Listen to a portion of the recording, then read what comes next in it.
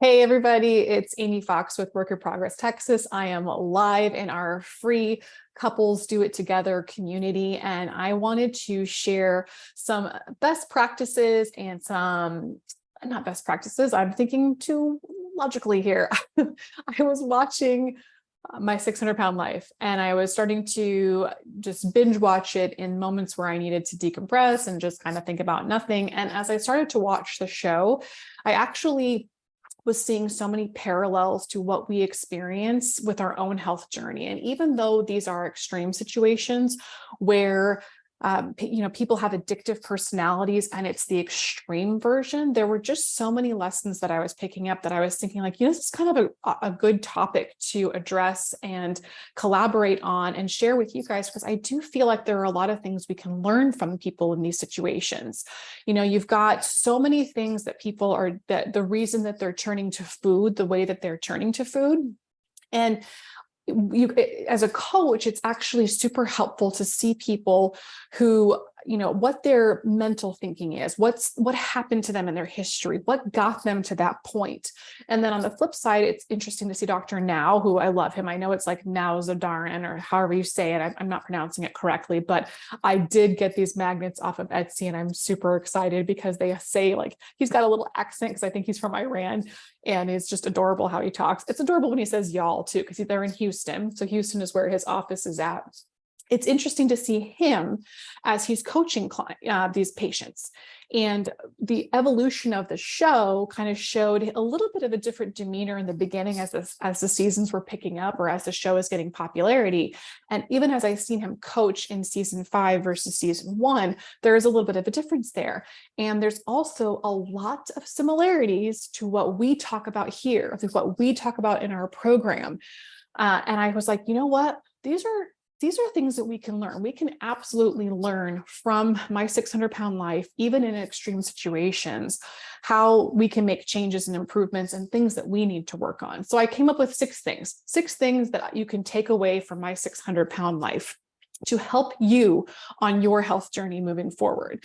So the first thing is learning to deal with trauma. Every single person who is on that show has had some level of childhood trauma. They've either been abandoned by their parents, they've either had divorced parents, they've had abusive parents, an abusive family member. A lot of them were molested, unfortunately. A lot of them had some kind of trauma, maybe some kind of loss, like there was something that happened in their childhood. And the truth of the matter is that no matter what you're trying to do in your life, certain goals or being successful, it's much easier to have some kind of vice like food, drugs, alcohol, whatever, when you've had some kind of trauma and you haven't dealt with it. So in these situations, they don't necessarily do counseling right away, because a lot of the times it is a life or death situation and they need to show the doctor that I can lose some weight on my own, because when they have the surgery, it doesn't necessarily fix the problem 100%. It just controls it a little bit, but there's still ways that they can cheat. There's still ways that they can push past that fullness that they experience when they have the bypass.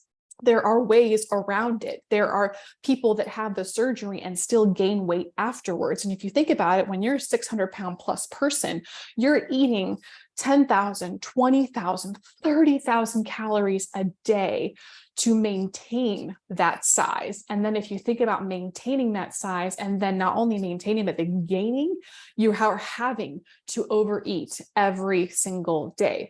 So the surgery, all it does is control how much you can eat in one setting, which is one reason why he builds that foundation of like, we've got to start building some better eating habits now, because the surgery doesn't totally change that.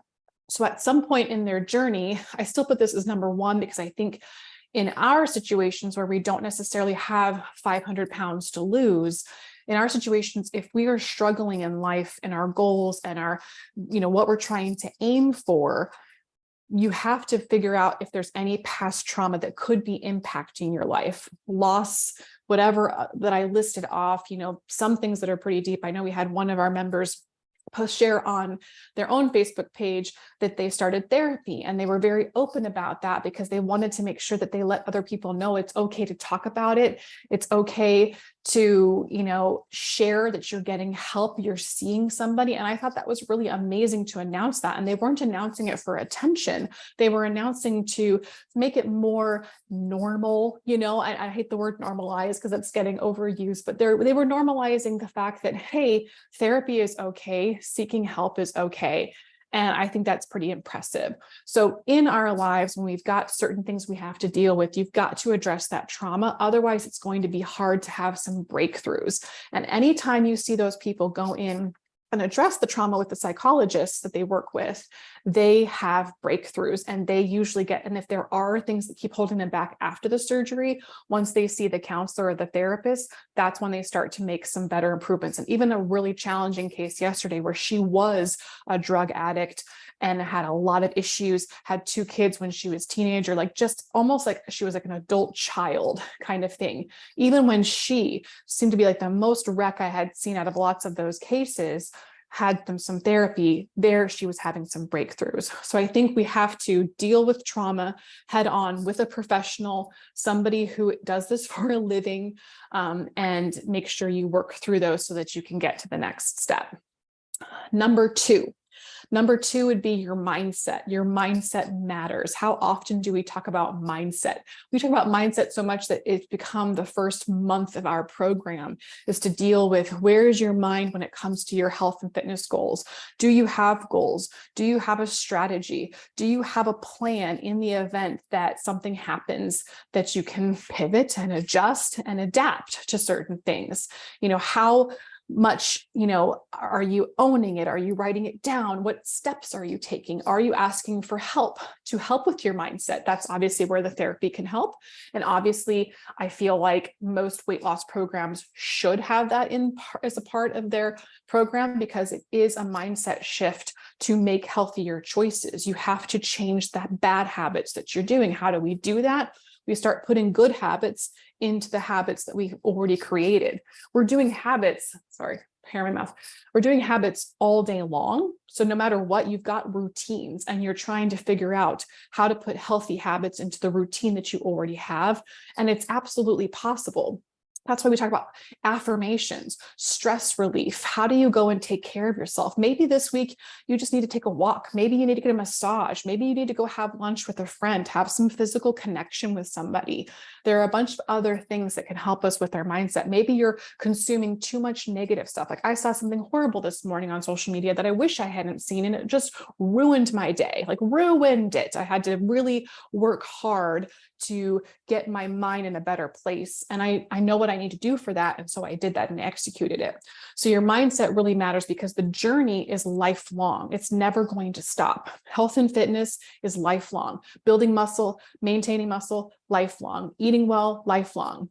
And that's the challenge with my 600-pound life stories, is that all the other addictions and everything they can remove from their life. But with food, we all eat food. We all have to consume food. So their addiction is in their face all of the time. So that's why that mindset really, really matters. Like, what is your why? What is your deep why for why you want to do this? It has to go deeper than I just want to look good, or I just want to, look in the mirror and like what I see. It has to go further than that. It has to be for your children. It has to be for your health. It has to be that you don't want to die because you are shortening your life by carrying that much weight on your body. And even the flip side too. I mean, we can go the other direction into anorexia and bulimia, or even drug addiction and alcoholism. And that can be like, your body can only take so much. At some point, it's going to give. So what is your deep why? And to keep that in your mind's eye on a regular basis, sticky notes, encouragement, wherever you can post it. Okay. Number 3 is to surround yourself with people who want to be successful. This is really, really challenging, because a lot of the people in that program have enablers. Their family is enabling them. If they are completely immobile, the family members are the ones that are providing the food for them. The family members are the ones that are cooking for them. They're bringing it to them. And the one reason why they do that is because that person can't handle the stress. They get angry. They get frustrated. They start to get pissy. And the family members just like, shush, here. Like they're just give it, just say, okay. Are you okay? That's literally their crutch to make that person just basically shut up and leave them alone, right? In a way. And some of them, like on the interviews, like I don't want to be sounding heartless towards the enablers, but on the interviews, like they sit there and like, I know I'm doing it. Like, I know I'm the reason. And there's some really bad enablers on there too. So it goes both ways. It's like there's, who you surround yourself with really does matter. And sometimes it can be very hard to remove yourself from certain situations, family, even, especially if it's family. And the friendship circles too. Like, are you surrounding yourself with people who are successful? Because you're going to be a reflection of the people that you hang out with. And I know that's a really hard thing, that if you have a friendship circle that's super, super tight or good, or you do really, really love the people, but if they're holding you back, is that a good situation? And that you can get maybe deeper with that, because it can go, there can be sometimes where there's situations where spouses aren't a positive thing. And that's a whole, definitely a deeper conversation. But ultimately, are you around people who are enabling your bad behaviors, or are you around people who are inspiring good behaviors? Because you're going to be a reflection of one or of either one of those, truly. Hopefully you're in a relationship that invigorates you. Hopefully you have friendships that invigorate you. And yeah, maybe some friendships and some relationships are a little bit more draining than others, but truly, like, where do you have to draw some boundaries with some people that could be holding you back from your goals? Number 4, nutrition tips are pretty much similar to all of the stuff that we've talked about. Believe it or not, protein and fiber are the main things for their patients' diets. Now, Allison had made a comment. She's like, what do you think of their extreme diet, their 800 to 1200 calorie diets? And I was like, well, at that point, it's like life or death. And because they have so much energy, which is fat on their body, we call it energy because it is energy, they are not going to starve. It's really a matter of, you have to control and shrink that stomach back down. So protein and fiber are going to be your best friends. The hard part is because they are so uncomfortable in their body and they've got a lot of pain on their bones and joints and all of that stuff, I see a lot of them trying to avoid discomfort. And that's the hard part about being in a calorie deficit. There is discomfort. That's why we have to prepare people and get them ready for a calorie deficit, because sometimes you have put your body through so much stress that it's not ready for a deficit necessarily. There's some metabolic restoration that needs to happen, because guess what? A true calorie deficit is going to have some discomfort. You're going to have some hunger. You're going to have a little bit of fatigue. So we have to make sure that your life foundation is solid to be able to handle those stressors. And a lot of these people are not comfortable being hungry. Like they're trying to immediately, the moment that there's any tinge of hunger, they are fueling themselves. So the doctor's trying to teach them, like, there's got to be some discomfort. You've got to break this habit of constant snacking all day long. And protein and fiber, no sugar, no carbs is the diet plan that he obviously provides for them. So funny how, we talk about protein and fiber being the natural Ozempic, protein and fiber being that natural satiation that you can experience to keep you satiated, to keep you feeling full. Like fruit, veggies, and protein are like your best friends in a calorie deficit. So nutrition tips are very, very similar to what these people are having to adopt in their lifestyle. Now, we obviously like to incorporate foods that people love. We don't want to put a bad label on food. So we like to try to fit what you enjoy into your nutrition plan, but in a deficit, there's going to be some sacrifice. So that's not uncommon that's where there's a parallel to this situation of the 600-pound life. Number 5 is that exercise is imperative for weight loss and weight management. A lot of the times when these patients are having a plateau, it's because they are still being very immobile. They're not walking, they're not getting out, they're not doing any kind of movement, they're still laying around. So exercise and walking, not only is it just good for your mood, endorphins, fighting off depression, all of that stuff, it actually is really great to help accelerate your weight loss as well as maintain your weight loss. So a lot of the times when we have people on a calorie deficit, for example, we might be putting in some high intensity workouts, but we're going to encourage more walking, especially if you're a shorter person. Shorter people only have so many calories to work with. So it's very, very easy to get pretty dang close to that 1200 or less calorie mark that they might need. So that's where we like to incorporate additional movement and walking and exercise to kind of balance out and get more of a calorie burn. So that's where a lot of the times these patients, not only are they trying to avoid a blood clot and some other issues, but the doctor's like, you have got to get moving. You have to move your body. This is part of it. And that just doesn't change whether you're 600 pounds or 200 pounds. Like, it doesn't change. That is something that we have to work at, especially in our society where we got desk jobs. That's one reason why I'm standing today. I'm like, I've just been sitting too long. My desk job is getting to me. So I need to have options. That's why I've got a walking pad in my office. That's why I've got a stand-up desk. There are certain things that I try to do to make sure that my body isn't stuck in that chair all day long, because it's just not good for you. And it's not good for a calorie deficit. The more steps that I've been able to get that are realistic for my day, the better weight loss I have. In fact, I'm almost down 10 pounds since I opened up about my weight gain journey last year. And obviously I'm implementing all of this stuff and it's working, y'all. It works. If you stick with it, it works. If you get support, it works. So the last point, number 6, is that you can never look at somebody and judge them immediately, because you never know where they're at in their journey. These people, sometimes it's kind of crazy when they lose about 100 to 200 pounds, they're still at that 400 poundish mark, but you can already see their movement is better. Their face looks better. They've got more energy. And you might normally see that 400 pound person in the grocery store and be like, oh my gosh, kind of shocked. But there's that point of like, wait a second, that 400 pound person has lost 200 pounds. Like, they've lost me, me minus 10, minus 10. And so I feel like we never know where somebody's at in their journey. So the last thing we need to do is judge somebody, because it's pretty incredible when they start to lose that first 200 or 300 pounds, how they're feeling better. They're more independent. They're more mobile. They're motivated. They're inspired. They got some momentum and they're feeling better, which also shows like how resilient the body is, like how amazing is the body that you can put it through so much stuff.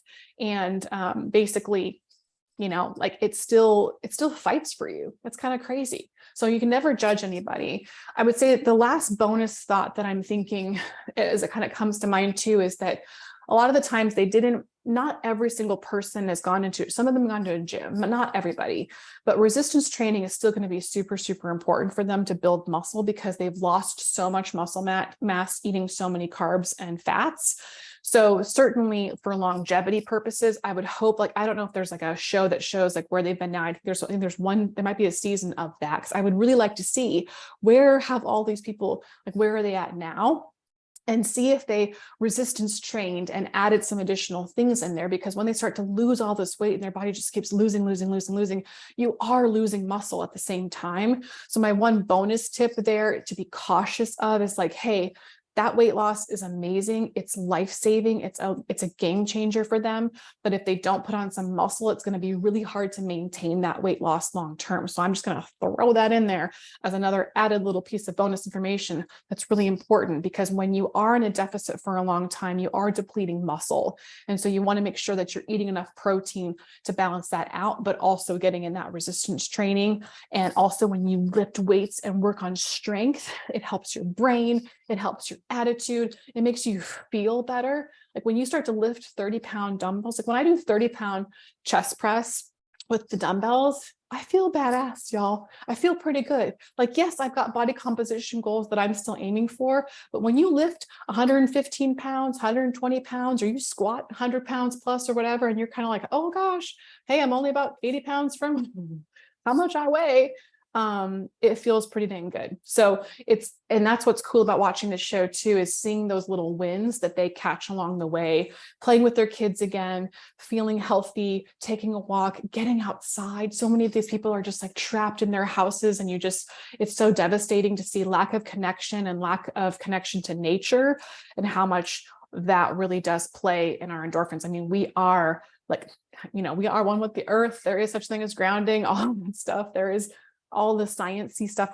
That's beyond my brain there, but literally, like, I don't know, to wrap this up, I hope that you see some value in all of this. But what's crazy is that the list that I went through, I was like, that's literally our 12-week program. We literally go through mindset, nutrition, and fitness in a 12-week program. And that's where I would say, like, hey, if you need help, we would love to talk to you. If you want to talk about what that looks like, we'll do a free assessment with you and have a conversation and see what your goals are going to be. I would love to give that offer to you. If you're interested in having a chat, please let me know. But I hope that you guys enjoyed this conversation. It pumps me up. It gets me excited. Maybe you'll watch the show. And if you do watch the show, I'd love to know what you learned about it too. So I thank Dr. Now for helping people. He is saving people's lives.